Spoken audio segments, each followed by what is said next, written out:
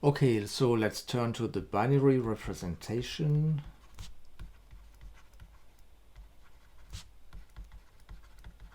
of information.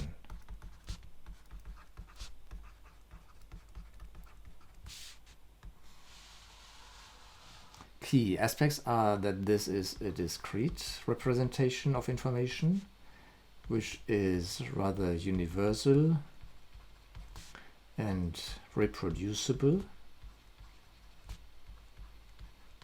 The information can be processed logically,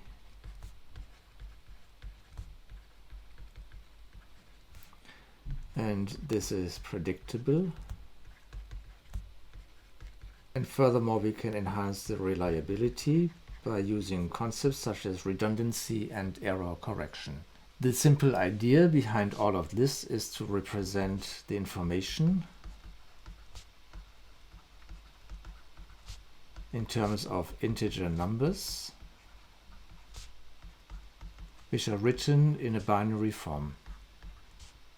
So in terms of sums involving powers of 2, with the sum running from 0 to some capital N minus 1, so that there are n terms in here. And each of these terms involves a so-called binary digit or bit. Now we can write these numbers also just in terms of these bits, starting from the so-called most significant one, the one attached to the largest power, which is here n minus 1, and then x n minus 2, all the way down to x0. And this is simply the binary representation of this integer number, very similar to the digital representation that we are familiar with. But the only difference is that these bits only take values 0 and 1, while in the binary representation we have 10 digits, which is where the word digit comes from, and they run from 0 to 9.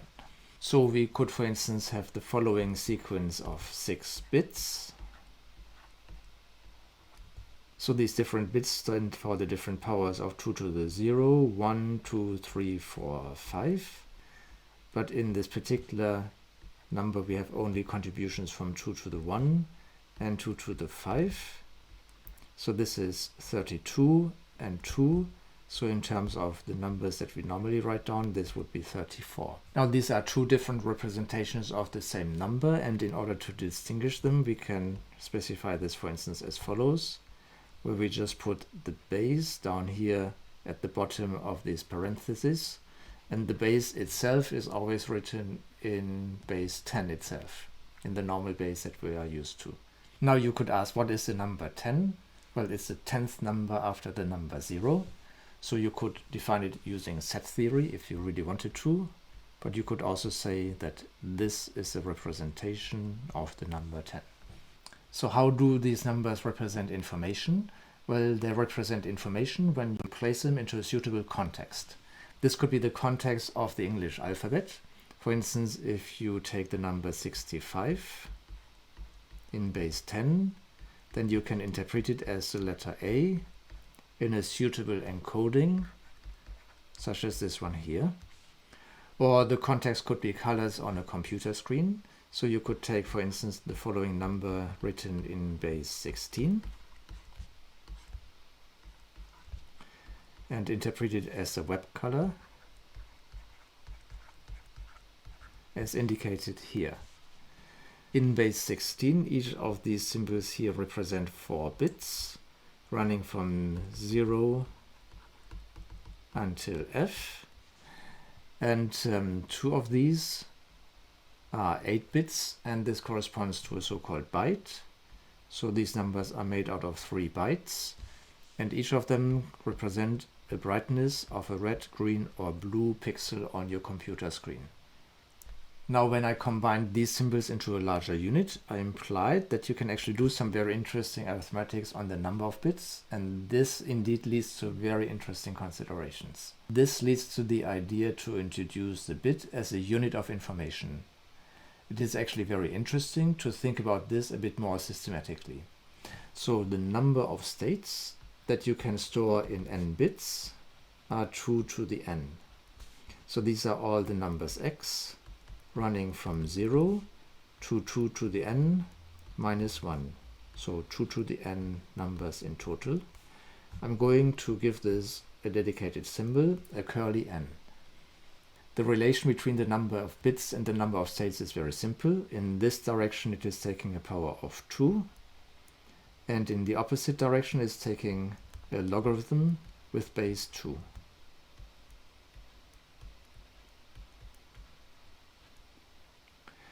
And now when we increase the number of bits, say when we have n plus m bits, then we have 2 to the n plus m states.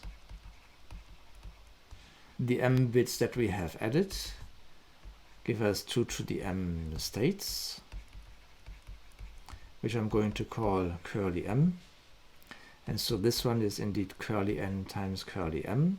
So just all the combinations of the states in the n bits and in the m bits. Now this of course also works out in terms of these logarithms, because we can pull them apart, but just the normal fundamental rules of arithmetics for logarithms.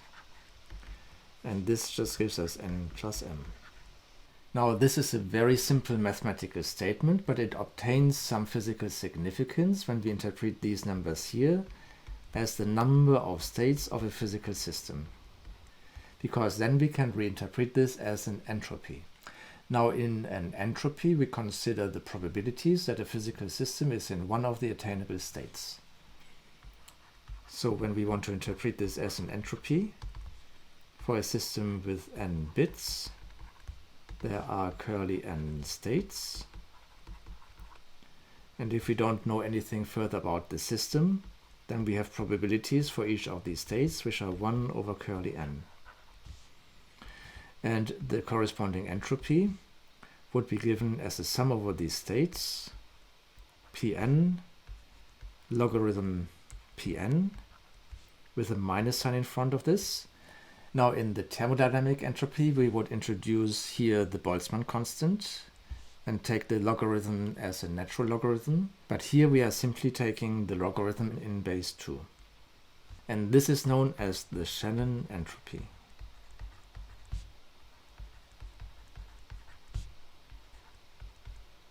And now indeed, if we insert these probabilities in this definition here, we obtain the following result. We have this sum with all these probabilities appearing both in front and inside the logarithm.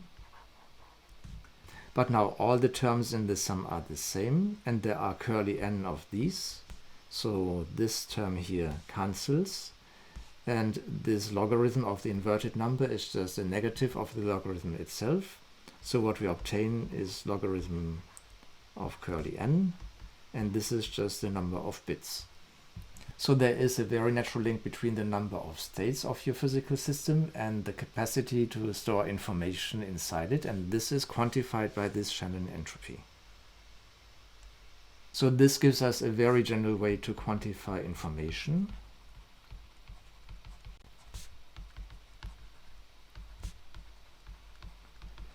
And also leads to the idea that a bit is a fundamental unit of information.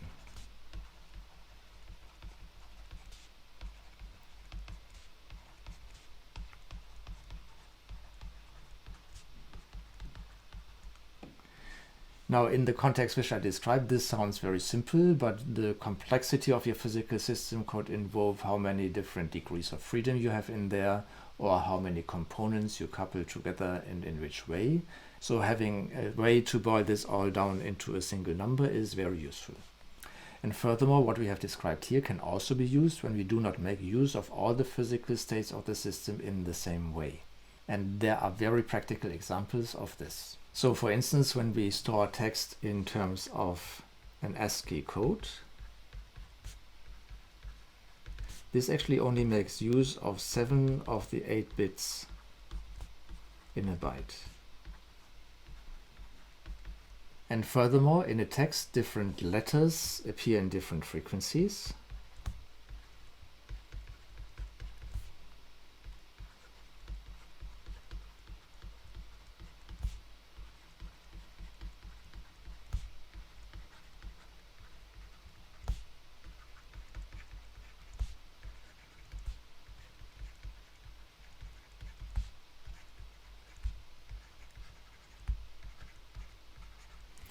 for instance, many T's and E's in here.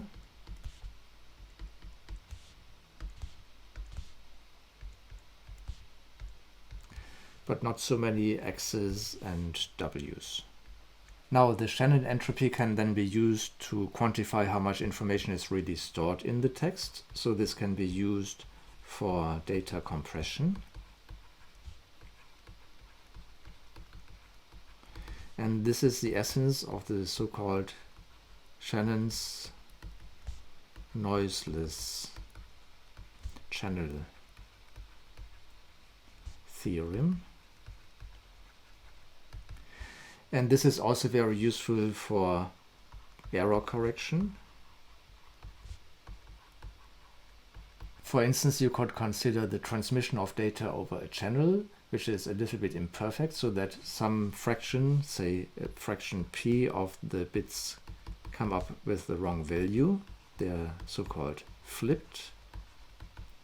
And then we can work out that the capacity of the channel has been reduced just based on these considerations by a certain factor, which is just given here. And this is known as Shannon's noisy channel theorem. And in order to correct these errors, we can then make use of the extra bits, because in there we can build in redundancy. For instance, we can use the extra bit up here for a parity check. And by adding more and more extra bits, we can make our system more and more reliable. And this is indeed borne out by Shannon's noisy channel coding theorem.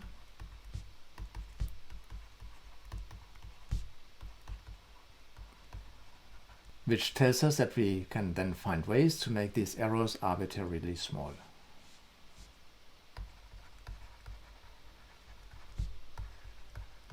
So we can suppress the errors to a value that we can then live with.